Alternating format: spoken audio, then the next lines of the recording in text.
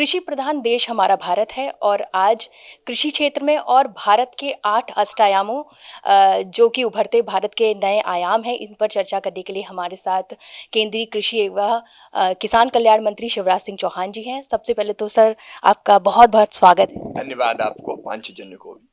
Sir, जैसे आप कृषि मंत्री हैं और आज हम लोग यहाँ इकट्ठा हुए हैं अष्टायाम पर चर्चा करने के लिए। 8 अष्टायाम जो कि उभरते भारत की नई नींव रख रहे हैं, इनको आप कैसे देखते हैं? प्रधानमंत्री जी का संकल्प है 2047 तक विकसित भारत का निर्माण। अष्टायाम उस निर्माण के पहले जो विमर्श हो रहा है, उस विमर्श से निश्चित तौर पर इस चिंतन से, मंथन से अमृत निकलेगा जो विकसित भारत के निर्माण के लिए हम लोगों को एक प्रेरक की भूमिका निभाएगा। और इसलिए मैं पांचजन्य के अष्टायाम के इस कार्यक्रम का हृदय से स्वागत करता हूं। भारत में विचार विमर्श की प्रक्रिया और परंपरा बहुत पहले से रही है, हजारों साल पहले से। और विचार के बाद जो निष्कर्ष निकलते थे उनको लागू जमीन पर पहले भी किया जाता था। और मोदी जी तो इसमें बहुत विश्वास रखते हैं कि अलग अलग विमर्श से जो तथ्य निकले, उन तथ्यों के आधार पर नीतियां और कार्यक्रम बने। कृषि मंत्री हैं आपसे तो ये सवाल भी बनता है कि अष्टायामों में कृषि की भूमिका, क्योंकि बदलते दौर में टेक्नोलॉजी आई है, क्लाइमेट चेंज भी बहुत बड़ी समस्या सामने आ रही है। तो उभरते भारत में कृषि क्षेत्र किस दिशा में लेकर जाने का आपका प्लान है? कृषि अर्थव्यवस्था की रीढ़ है, किसान उसकी आत्मा, किसान प्राण है। और बिना कृषि के ना तो देश का ना दुनिया का काम चल सकता है। और इसलिए कृषि के क्षेत्र में बेहतर काम करना और किसान की सेवा करना हमारे लिए भगवान की पूजा जैसी है। आपने सही कहा, जलवायु परिवर्तन जैसे अनेकों नए संकट सामने खड़े हैं। प्रधानमंत्री श्रीमान नरेंद्र मोदी जी के नेतृत्व में भारतीय कृषि को दिशा देने के लिए और किसानों के कल्याण के लिए 6 सूत्रीय रणनीति है हमारी। एक, उत्पादन, कृषि का उत्पादन बढ़ाना ताकि बढ़ती हुई जनसंख्या के लिए खाद्य सुरक्षा सुनिश्चित कर सकें और दुनिया का फूड बास्केट भी भारत बन सके।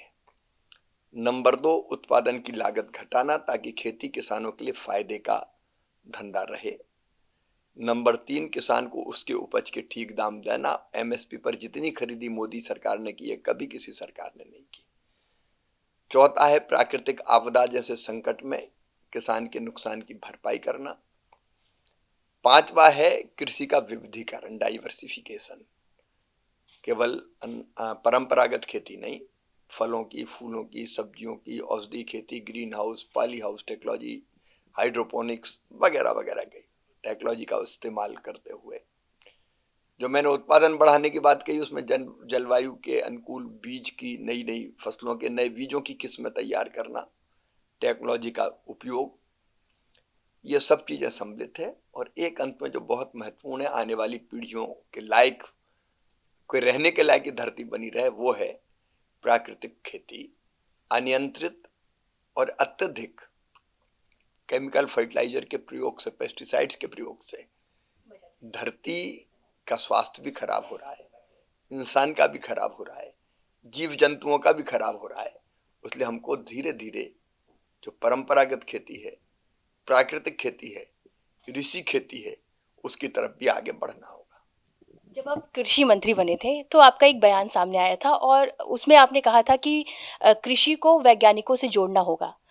क्या ये संभव है कि इतने बड़े देश में हर एक किसान को, चाहे वो एक बड़ा किसान हो या छोटा किसान हो, उनको टेक्नोलॉजी और वैज्ञानिकों से कनेक्ट किया जा सकता है? ये करना ही होगा हमको। लैब में जो रिसर्च होते हैं उनको लैंड तक पहुंचाए बिना, विज्ञान, वैज्ञानिक और किसान को जोड़े बिना आखिर रिसर्च का लाभ किसान को कैसे मिलेगा। हमने एक कार्यक्रम प्रारंभ किया है, आधुनिक कृषि चौपाल, हर महीने के पहले शनिवार को। उसमें वैज्ञानिक और किसान एक साथ बैठते हैं। उसका बाकायदा डीडी चैनल से प्रसारण किया जाता है, जिसमें वैज्ञानिक नए रिसर्च के बारे में किसानों को बताते हैं और किसान अपनी जिज्ञासाओं का समाधान करते हैं। केवीके को भी हम केंद्र बना रहे हैं जहां किसान और वैज्ञानिक सामने हम बिठाएं, और फॉर्म पर भी डेमोन्स्ट्रेशन और बाकी चीज़ों के माध्यम से, केवीके में ट्रेनिंग के माध्यम से भी किसानों को नए रिसर्च का लाभ मिले, इसकी हम कोशिश करते हैं। सर, एक आखिरी सवाल, दिल्ली में चुनाव है और एक बयान आपने दिया था कि सरकारी योजनाएं दिल्ली में लागू नहीं हो रही हैं और बहुत नुकसान झेलना पड़ रहा है दिल्ली के किसानों को, इस पर क्या कहेंगे? ये अत्यंत दुर्भाग्यपूर्ण है कि केंद्र सरकार की, मोदी जी की जो किसान हितैषी योजनाएं हैं उनको दिल्ली में लागू नहीं किया गया। केंद्र सरकार राज्य सरकारों के माध्यम से ही अपनी योजनाओं को जनता के बीच ले जाती है, क्योंकि कृषि राज्य का विषय है। हमारी कई योजनाएं जैसे बागवानी विकास मिशन है, अब उसमें किसानों को हम सब्सिडी देती हैं, ग्रीन हाउस के लिए, पाली हाउस के लिए, हाइड्रोपोनिक्स के लिए, ड्रिप इरिगेशन के लिए, स्प्रिंकलर के लिए, बीजों के लिए, नर्सरी के लिए, पुराने बागों के पुनरुत्थान के लिए, अलग अलग तरह की कई तरह की योजनाएं हैं। वो दिल्ली के किसानों को लाभ ही नहीं मिला, क्योंकि दिल्ली सरकार ने प्रस्ताव ही नहीं भेजे और जो पैसे दिए थे वो खर्च ही नहीं किए। प्रधानमंत्री राष्ट्रीय कृषि विकास योजना के अंतर्गत अनेकों योजनाएं हैं जिनका लाभ हम किसान को देते हैं, दिल्ली ने उसका लाभ भी नहीं उठाया। अच्छे बीज नर्सरी किसानों को हम उपलब्ध कराते हैं बीज ग्राम योजना के अंतर्गत, दिल्ली की सरकार ने उस योजना को भी स्वीकार नहीं किया, ना कोई प्रपोजल भेजा। ऐसे दर्जनों योजनाएं हैं जिनका लाभ दिल्ली के किसान को नहीं मिल रहा। ये अत्यंत दुर्भाग्यपूर्ण है। राजनीतिक प्रतिस्पर्धा किसानों के कल्याण में बाधक नहीं बनना चाहिए। अगर कोई योजना मोदी जी की है तो नीचे पहुंचाओ ना। यहाँ तो ढंग से फसल बीमा योजना ही लागू नहीं की। यहाँ प्रधानमंत्री जी एमएसपी पर खरीद करवाते हैं, वो खरीद दिल्ली में नहीं होती। तो दिल्ली में तो किसानों को कुचल दिया है केजरीवाल सरकार। मैंने आग्रह किया था पत्र लिख के कि इन सभी योजनाओं को लागू करना चाहिए, लागू करने के बजाय वो मुझे ही गालियां देने लगे। बहुत बहुत धन्यवाद शिवराज जी हमसे बात करने के लिए। तो सुना आपने दिल्ली में जिस तरीके से सरकारी जो योजनाएं हैं किसानों के लिए वो लागू नहीं हो रही हैं, उस पर भी उन्होंने खुलकर बात की। साथ ही जो अष्टायाम है उसमें कृषि की क्या भूमिका है उस पर भी बात की।